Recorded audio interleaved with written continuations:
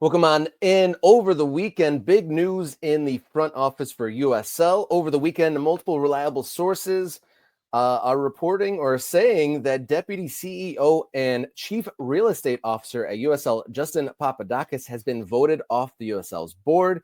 A quote, Justin Papadakis has been relieved of his duties. It sounds like the new private equity money had enough seats on the board to move him, and that's just what happened, and there's going to be more changes to come.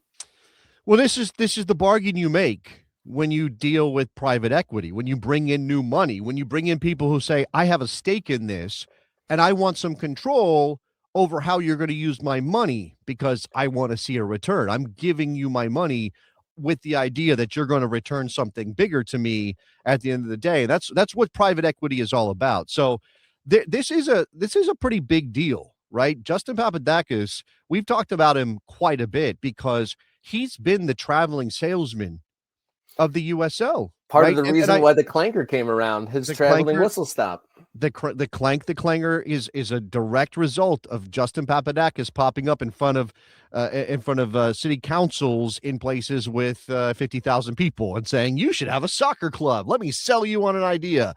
Have you ever thought about a soccer club? I mean, I don't remember the monorail episode from The Simpsons, other than there was one, but I know that we joked about that. We're also Dot the Map, right? We're also abundance soccer people. At least I am. I will speak for myself here. I want to see more clubs because I feel like until you get people directly involved through fandom, through growing a club, through being part of a community, through finding out what it's like to have something of your own in your town that's independent, that's aiming for a title. In the case of the USL, right? One of the selling points for Justin has been you can go up levels. We're going to create a pyramid and you can go from the bottom to the top. And we'll have a first division and we'll have high standards and we'll have a television contract, presumably all those things, right? So we are abundant soccer people in that sense. We back what the USL is doing. That doesn't mean that I give up my right to be critical of some of the methods, Rob. It doesn't mean that you and I can't say, well, I don't know about that, or there's kind of selling some snake oil here, or maybe that's not the best place to put a team. We're not above that just because we're saying, yes, more soccer teams.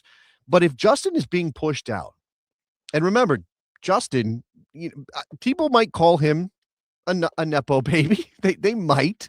I don't know that that's fair necessarily. He has done some very good things, right, for the USL over his career. But you think about his dad, who is the guy behind the scenes. He's the big man at USL.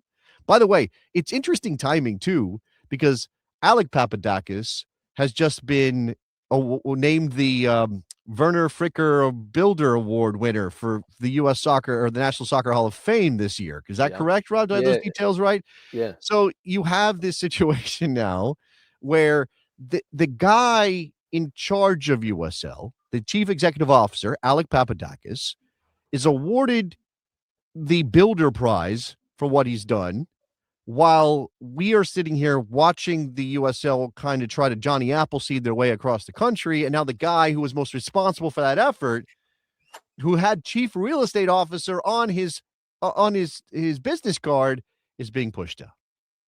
Yeah. Interesting. Yeah, it's wild times. And I see some comments from our ultras, like with some trepidation about private equity jumping in and really, using their power as soon as they had it to arm in there.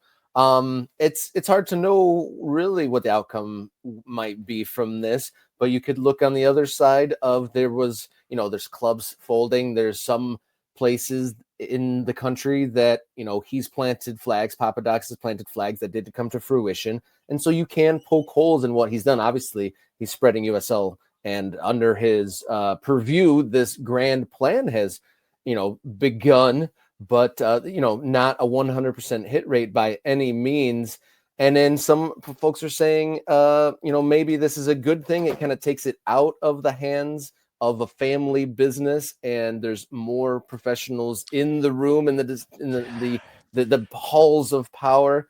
And, like there's places like Cleveland and Milwaukee and Baltimore and, places out west that, are, they were in the mix, but they don't seem like they necessarily are. And there's even places like Cleveland that MLS Next Pro got, laid the first glove there. So maybe that has something to do with it as well. The private equity parts that people are nervous about is like, buying something and stripping it off and selling it off. Yeah, yeah. Part of that cycle of investment. Well, let me address something you said in that stream of consciousness, which was that this is leveling up, that this becomes a more serious proposition, that you could read this as, okay, some adults are now in the room, or some people who have a sense of what the business element is, because without the business working, USL doesn't work, the clubs don't work, the new pyramid doesn't work. This isn't going to build out to what it could possibly be one day, right? And American soccer is nothing if not the promise of potential over and over and over and over and over again since 19 whatever. You can go back to the 30s if you want. You can certainly go back to the late 60s. We just do this all the time. Like, oh, soccer could be huge if only. So is private equity stepping in? Because they trumpeted this news, Rob. They celebrated Bell Tower and what is it? Weather Tower? I don't know. What was the other one? It is Weatherford Capital and Bell Tower are the two. Weatherford Capital and Bell Tower. We need a job naming private equity firms because I think I got the vibe of this. Anyway, they trumpeted this as proof of their concept, right? Look at this money that's coming in. Clearly, these very smart people with a lot of cash believe in what we're doing. And that's a fine way to sell it from a public relations standpoint. But again, on the other side of it is those people now want to have control, and they've got, by buying in, they get seats on the board, and they look around, they go, well, I don't like that, or I don't like this, or this is not the way to go about it. So without judging this, without saying, oh, this is good or bad, because I don't think I know, it's going to be fascinating to watch how the private equity money comes into play. And to your point about, I think of Toys R Us, I think of Red Lobster. I think, and these are businesses that sell goods, or in the case of a restaurant, Sports Illustrated. That's actually a good one, right? They are taken over by private equity, and what private equity does isn't, hey, let's build this business so it's as profitable as possible. They go, how can we cut down cost completely so that we can all get our money out and make it a pretty immediate return rather than a long-term? Private equity is not usually think 20 years down the road, Rob.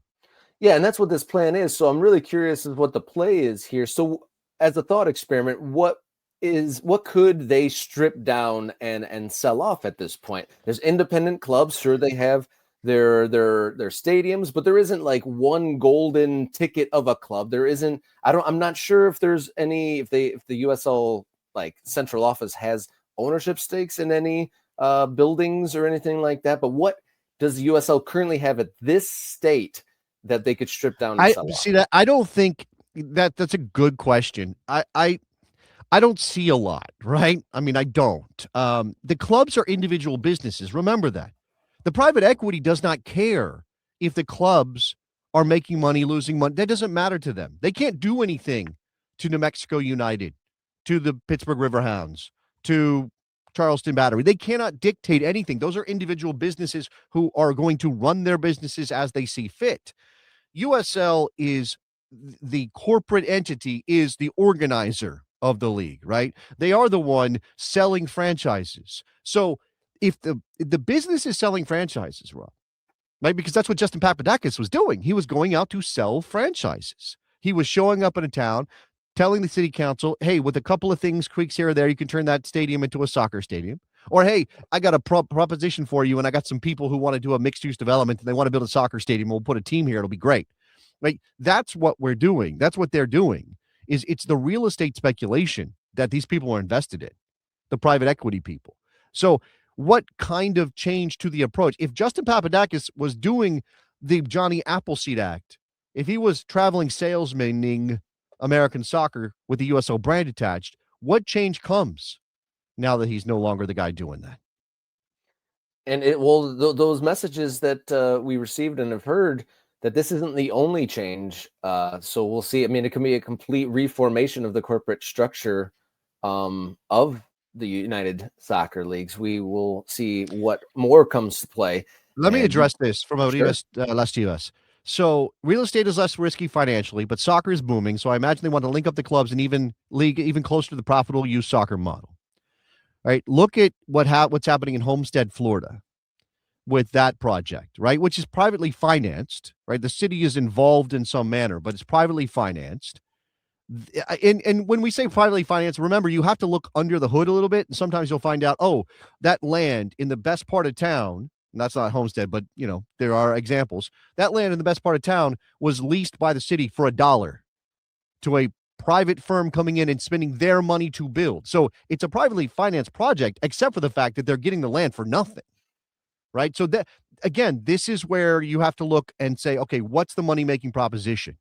And to Arribas Lativas' point, the idea that youth soccer and these professional teams can be linked up through real estate deals sounds very, very likely as a target. Just sounds as like something this idea that we can build a soccer team and have a professional soccer team and have a big brand, right? And have everybody rally around that. But also we can build out a youth soccer scheme. We can have fields, we can have teams. That's where the money's at. You're selling jerseys to families. You're selling travel packages. You're doing the whole kit and caboodle. So I could see where like the dollar signs getting your eyeballs. Right, and they're kicking out that money back up to USL, right? That's the deal here, right? You have to kick that money back up, and it's not trickling down. There's no and again, broadcast rights, things like that are also probably on the table. We could do it all day.